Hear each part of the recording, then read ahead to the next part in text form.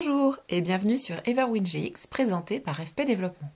Aujourd'hui, dans notre logiciel totalement personnalisable et paramétrable, nous allons aborder le thème de la trésorerie. Donc la trésorerie vous permet de pouvoir voir les informations qui viennent de la facturation client, de la facturation fournisseur, et puis des informations que vous pouvez également ajouter manuellement, comme par exemple des frais généraux. Donc là, on va pouvoir gérer les flux financiers en prévision et en réalisation, c'est-à-dire que les dates prévues de paiement de vos factures vont être intégrées à cette trésorerie. Donc vous pouvez voir quelles vont être vos recettes et vos dépenses. Et bien évidemment, vous allez pouvoir travailler sur cette trésorerie. Par exemple, si je me mets sur ma banque SNVB, on voit que ma différence payée moins bon à payer en trésorerie pour le mois de juin, j'aurai 269 375 €. Donc là, je vois effectivement que mes clients m'ont bien payé. Mes factures sont cochées payées.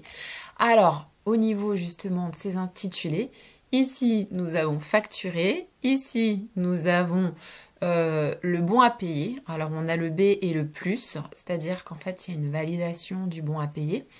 Et puis ici, nous avons payé.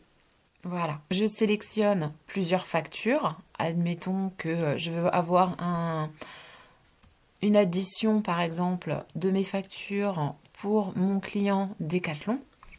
Petite astuce, on sélectionne les lignes et ici, en cliquant sur le petit bouton Somme, en bas, je vais avoir les montants, donc ici, de mes dépenses, puisqu'ici, ce sont bien évidemment des dépenses fournisseurs que j'ai et non des factures clients.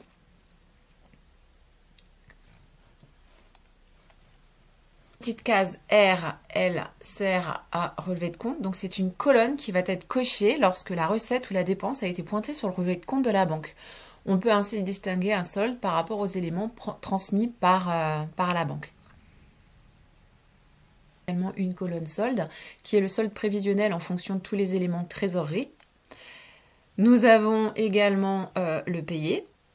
Donc, qui est le solde réel par rapport à tous les paiements envoyés aux fournisseurs et tous les paiements reçus des clients. Donc, notre case relevée par rapport au relevé de compte. Et puis, on a une case également qui s'appelle origine. Donc, origine, c'est quoi?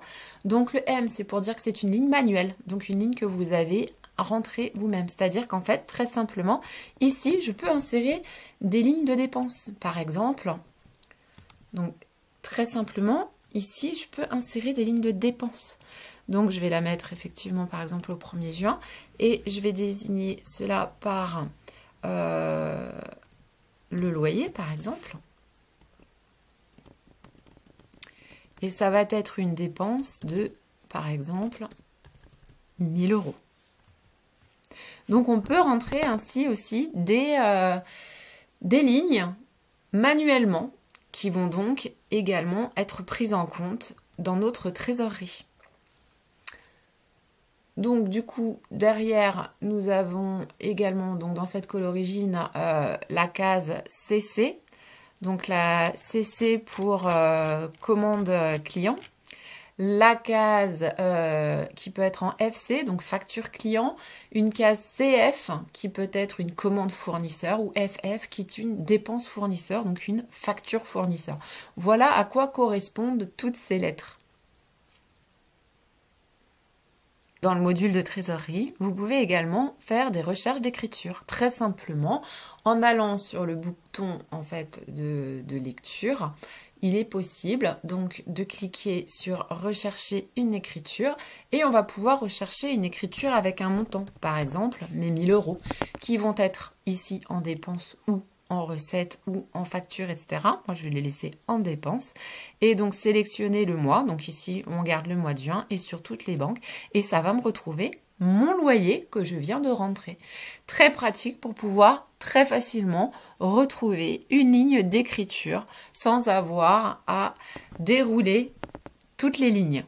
Également, vous pouvez vous créer des échéanciers périodique. Donc nous voyons que je peux également créer un échéancier, donc où je vais par exemple pouvoir débiter la somme de 1 000 € ou la créditer.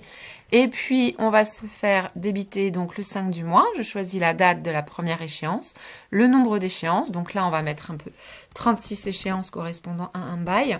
Et ici, on va pouvoir marquer, par exemple, loyer des bureaux. Voilà. Et je clique sur OK. Et donc, au niveau du 5, on voit qu'on a le loyer des bureaux qui va être imputé chaque mois. Voilà. J'espère vous en avoir appris un petit peu plus sur la trésorerie et je vous souhaite une belle journée.